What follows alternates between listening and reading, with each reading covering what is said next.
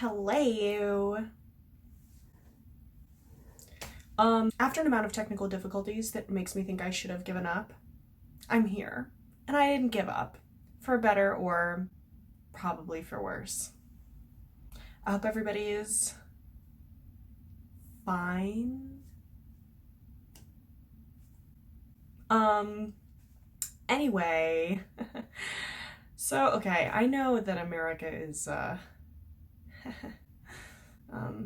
it's hard to focus on, anything other than the news right now, and difficult to absorb any other information than I think that we need to, but I've already kind of posted my layman's political views from my quarantine-filled political binge.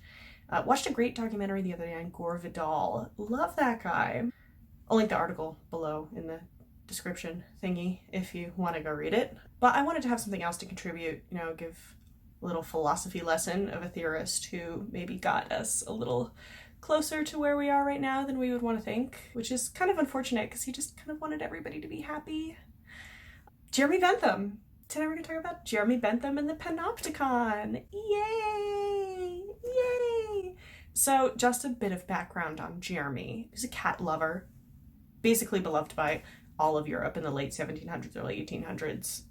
Usually when you think about like an old British guy, especially one that crafted like some of the contemporary foundations of philosophy, you imagine him to like hate poor people and smell like a wet sock, but that was not so. Jeremy Bentham was a man much before his time, and he wrote tons of essays about stuff like abolishing slavery and women's equality with men, animal rights, other things that we would consider, kind of liberal-minded in the contemporary frame. He even wrote letters to a then dying Adam Smith, who you'll remember, or maybe you won't, from Wealth of Nations fame, trying to get him to reconsider his stance on, I think it was like fixed interest rates rather than floating interest rates, which is, I'm sure, a whole thing that I Googled and still don't understand. He admittedly had some interesting theories about human motives and human nature and pleasure and pain. And though he was really a loner, he was kind of really good friends with a lot of philosophical contemporaries. John Stuart Mill, and John Mill worked for him for a little bit.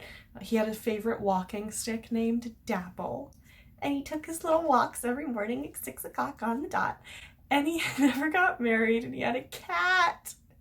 He spent his life with his cat. His cat's name is, what is his cat's name? Sorry, I have my notes here if you see me glancing down. His cat's name was the Reverend Sir John Langbourne, D.D., which is Doctor of Divinity, which I don't know how his cat became a priest, but I guess that's a thing. And he fed him little macaronis. That's not even my favorite fact about Jeremy Bentham. My favorite fact about Jeremy Bentham is that when he died, he was so devoted to utilitarianism that after he was dissected, he just told people to preserve his body at University of London College, where his skeleton actually still in attendance at a number of important faculty meetings. Would you believe it? He recently went on a world tour a couple years ago, stopped at the Met Breuer, so I got to say hi to him. He's doing great. His skeleton looks fabulous. I actually didn't see it. I just saw the sarcophagus, but it was painted up to look like him, which I thought was kind of fun. Anyway, Jeremy Bentham's Panopticon. It was written on his little 2-year vacation to Russia. He went to go visit his brother. It's structured in kind of letters rather than in chapters, and it includes the description of the building itself, of reasons why it's good, how it'll be used, all that. Kind of part of it sounds like the testimonials for My Pillow. So he really was pushing it. He really wanted people to buy into this. And it's actually pretty long. It's like, 43, 45 pages as opposed to Plato's Apology, which the last one I did was like, 20 pages. So I'll try to keep just to the main points here. He pitches the Panopticon as this place for, I have a quote right here, quote, punishing the incorrigibles, guarding the insane, reforming the vicious, confining the suspected, employing the idle, maintaining the helpless, and curing the sick. So it's not just a prison, it's kind of a catch-all. In this particular instance, it's an institution most comparable to prison, it's just the example that he uses, but he feels the idea can really be extended anywhere. Keep in mind also, before we dive into this thing, that you have to think about prisons not really as the inhumane places that they are now, but the really, really inhumane places that they were in the 1700s. They were filthy, they were overcrowded, they were disgusting, there was very little food and water, and prisoners often died of dehydration, starvation, and they were forced to endure many, many hours of forced labor. Many prisoners in the late 1700s, and in England especially, were in debtor's prison, which is, you can't afford to pay your debt, so the creditor puts you in prison until you can pay them. So while we might look at Jeremy's ideas and think, he literally invented Big Brother, this dude was actually pretty revolutionary, because he gave people in prison the chance to reform.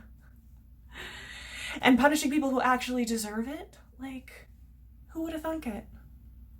So Jeremy starts out laying out what the Panopticon kind of looks like. It looks like, I don't know how to use the editor on the computer. I want to put a picture in. Think I can do it? It's supposed to look like this. Right here. This is a Panopticon. Right here. It's basically circular building with cells all the way around, and each one has a little window in it. And it's actually supposed to be pretty spacious, 14 by 14 feet.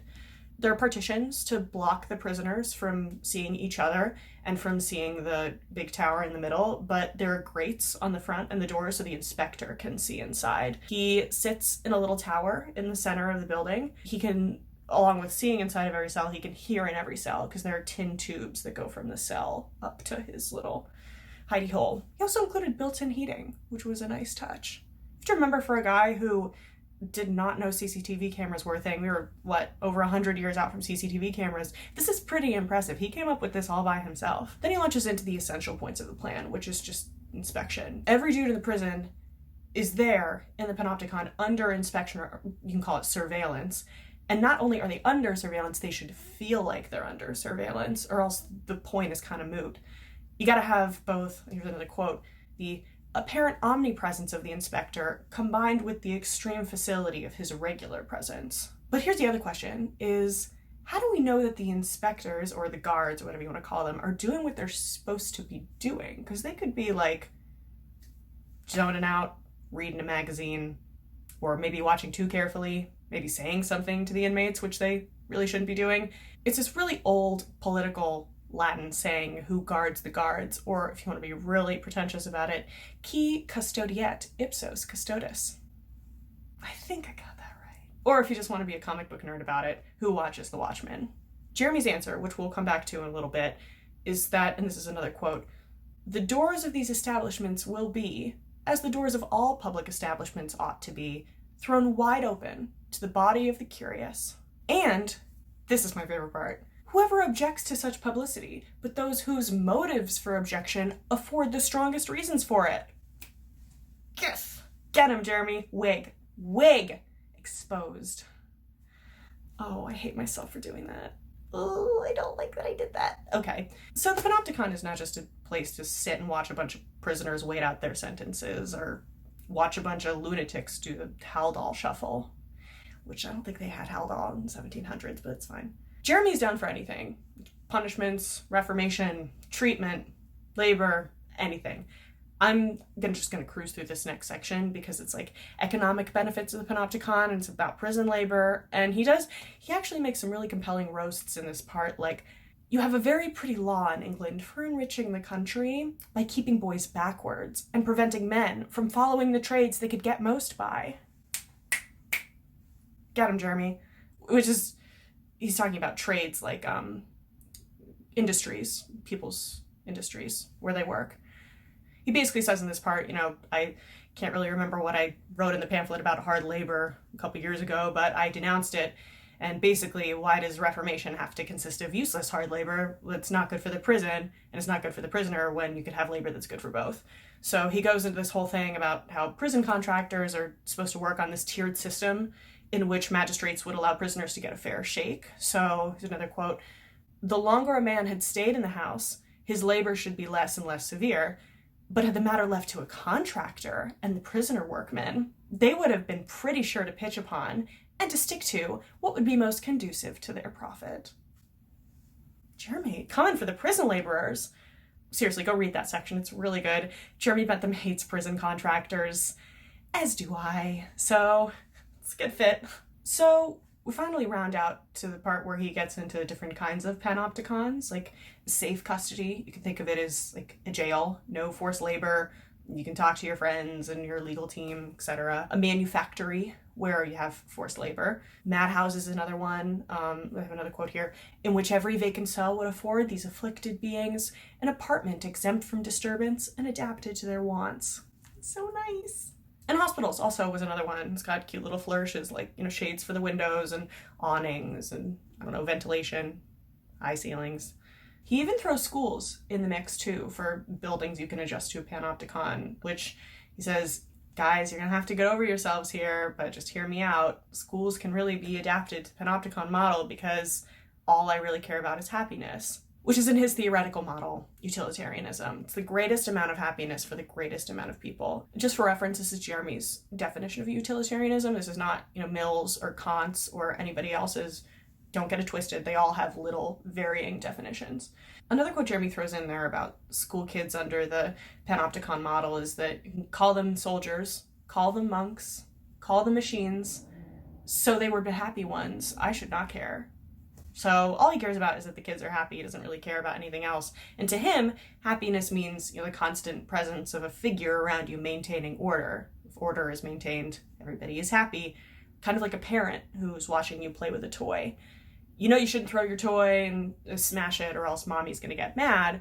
But when you look back and see that mommy's watching you and keeping you safe and feeding you and giving you structure and care, everything else just kind of falls away and you feel happy. That's kind of Jeremy's deal with the Panopticon. In a post-Enlightenment world where we all kind of see it as a personal affront to not have our individualities, recognized and catered to, it's kind of hard to wrap your brain around. But back before every farmer and milkmaid thought that they were a big fancy person with big fancy individual ideas, Jeremy thought that it wasn't the worst idea in the world to be a little automaton, and just as long as you were happy and everybody else is happy, that's what matters. Now, I'm no B.F. Skinner.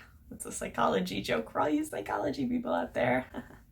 So I'm not going to argue about the efficacy of positive or negative reinforcements in prisons. I'm not going to talk about the prison industrial complex because this thing is kind of running long as it is. I think it is, actually. I haven't really looked at the time. I should learn to do that. But I want to talk about something else, something a bit more relevant to what we're going through right now. Remember the Latin thing before, who watches the watchman, right? The Panopticon works as long as not only the people know that they're being watched and that they actually are being watched, but the system is transparent on both sides, right? Prisoners are seen, and inspectors and magistrates and judges and guards and all those guys are transparent as well. And they're held accountable for their actions by a public who cares about the well-being of society on a greater level. This is where we come in the modern era. I'm sure we all kind of know either from our Philosophy 101 classes or YouTube conspiracy videos or just like the news in general that social media is considered to be a regular old Panopticon. If you Google Panopticon, the first few articles to pop up are, is social media Panopticon? We get observed. Our data gets collected and we are seen by the big inspector in the tower who's Mark Zuckerberg or the FBI or Ask Jeeves, whoever it is. But that's way, way too simplified. And there are really kind of a few key steps missing. Yes, we are being surveilled. That is fully a fact. You wouldn't have something as basic as an internet search history if there weren't an algorithm that saves all your information for you. And we do have an inspector out there somewhere. He doesn't dole out punishments. He doesn't give us a chance to be rehabilitated and grow out of the system. And he often doesn't even let us know that he's there. Do we really know who this person is? I mean, other than, corporate conglomerates and individual entrepreneurs, hackers, and the government, and people that the government contract, and a litany of other options. Do we really know who the inspector in the tower actually is? Or why they're doing what they're doing, even? For what purpose, or for what end? And how can the public hold an invisible watcher accountable? How can there be transparency when we don't even know who we're being transparent with? So, no, we aren't living in a Panopticon. We're living in the same grimy, slimy prison that we were in 1700s, where the inmates fight each other while guard, hidden in shadow, passes one of them a shiv. The inspector is not inspecting in this world, he's instigating. And people aren't holding him accountable because we have nobody to identify him as. And not to give a hot take here, but it kind of tarnishes Jeremy Bentham's name to put all this on him, because this is not what he wanted. He just wanted people to be happy. He just wanted people to be happy. And that's not what surveillance is doing to us right now. It's making us divided and angry and hostile and depersonalized, making people violent and making society worse. Anyway, sorry for all the doom and gloom. It's a bit doomy and gloomy out there already, but it's not all bad. Don't worry. I'm not going to turn this into some like anti-social media tirade or something, because I know social media is a dual-edged sword and it provides as much good as it provides harm for some people. But what I do want us to start thinking about is the Panopticon and who is watching guards. Is that something I've learned this week? Is, let's say I'm right, and let's say we really don't know who the inspector is. It's a lot of different people. It's not just one person. There are still ways to hold him accountable, or them, or it, or whatever it is. We all got here by like not thinking too hard about it, by engaging in systems that self-soothe or allow us to mentally shut down, just kind of cruising through this new form of socializing, acting in ways that we see other people acting. But imagine yourself truly alone, in your cell. There's no outside voices, no external stimuli, nothing but you and the externalized voice of morality, the inspector, that you've so long denied within yourself. What would you do? Would you still be angry and hateful if you were alone? Would you be sad? Would you be happy? Would you finally have time to think about stuff? Because remember, the inspector in the Panopticon doesn't talk to you through the little tin pipe like he does through today, and ads and Instagram and Facebook posts getting pushed to the top of your feed, through news articles from illegitimate sources, or from headlines beamed straight to your phone because your phone knows what you like. The inspector in the Panopticon is just kind of watching, because you got there by apparently proving that you can't self-govern, and you've proven that you can't watch yourself, so he's got to watch you. So that's just it. You got to prove to him that you can. You think about what you see, what you read, what you expose yourself to. Think about what you say, even if it's in anger or in frustration. Think about how you feel and why you feel that way. Because as soon as you prove that you can self-govern, you can be autonomous with just that little help from the inspector, and then you can start holding the inspector accountable. That's essentially what's happening right now, I think. Ideas like morality and ethics and civility and even democracy are being fed to us by a corrupt series of sources that masquerade as guidance but simply instigate chaos. And believe me, I'm no conspiracy theorist.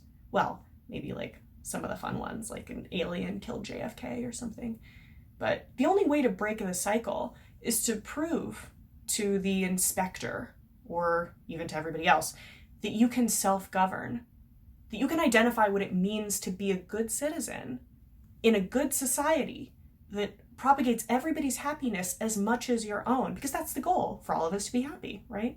And only then can you objectively inform on the inspector and hold him accountable, because at that point, you're a member of the public, you're not a prisoner, and you can help him help everybody else. Be happy. I should have a sign off, like to signal that this is over, because I don't really have one right now. Ooh, can't do it. I can't close it out. How about this one?